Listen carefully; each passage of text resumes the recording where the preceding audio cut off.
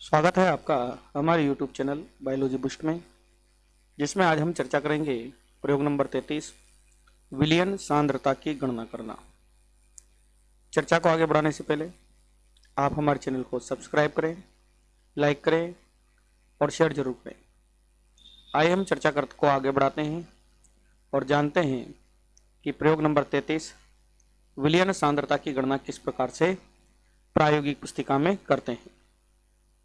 सबसे पहले आप उद्देश्य को लिखें और उद्देश्य में लिखें, यदि कार्बेंडाजिम 50% घुलनशील चूर्ण की 2 किलोग्राम मात्रा 100 लीटर पानी में घोली गई है तो घोल की सांद्रता क्या होगी।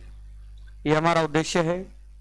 उद्देश्य को कंप्लीट लिखने के बाद में आप 2 लाइन छोड़ें और फिर अगला हेडिंग डालें, दिया गया है में आपको उद्देश्य में से छांटकर आंकड़ों को लिखना है। जैसे यहाँ दिया गया है कार्बेंडाजिम की शक्ति यह है 50%, यहाँ उद्देश्य में दिखाई गई है।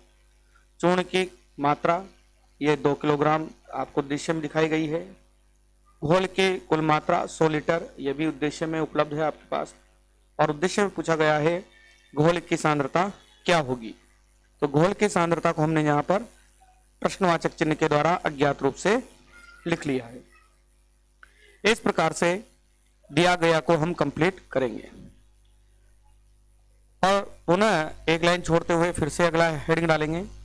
आपका हेडिंग हो जाएगा सूत्र से। सूत्र में से गणना करने के लिए दिए गए सूत्र को हम यहाँ पर लिखेंगे, जो कि प्रदर्शित है। घुलनशील इमल्शन या घुलनशील चूर्ण की आवश्यक मात्रा बराबर घोल की सांद्रता इंटू घोल की कुल मात्रा बटे घुलनशील इमल्शन या चूर्ण की शक्ति। तो इस प्रकार से सूत्र को कंप्लीट लिखने के बाद में आप अगला हेडिंग डालेंगे गणना में आप सूत्र की सहायता से इस उद्देश्य की गणना करेंगे। जैसा कि घुलनशील चूर्ण की आवश्यक मात्रा आपको दी गई थी 2 किलो, तो यहाँ पर आप 2 लिखेंगे। घोल की सांद्रता अज्ञात पूछा गया है, इस कारण से आप घोल की सांद्रता को वैसा ही लिख देंगे और घोल की कुल मात्रा 100 लीटर दी गई है, 100 लीटर लिखेंगे। नीचे आप लिखेंगे चूर्ण की शक्ति, जो कि क्या दी गई है 50 आपके दिए गए में है। इस प्रकार से गणना करने पर आप पाएंगे घोल की सांद्रता का मान निकालेंगे तो आगे सोल्व करते जाएंगे तो घोल की सांद्रता आ जाएगी आपके 1। हमेशा ध्यान रखें घोल की सांद्रता हमेशा प्रतिशत में होती है, तो इसका मात्रक क्या हो जाएगा प्रतिशत। गणना कंप्लीट करने के बाद में पुनः आप स्पेस दें, लाइन छोड़ें और अगला हेडिंग डालें परिणाम में आप लिखें उपरोक्त सूत्र की गणना करने पर घोल की सांद्रता 1% प्राप्त होती है। इस प्रकार से आपका यह प्रयोग कंप्लीट होता है, प्रयोग नंबर 33।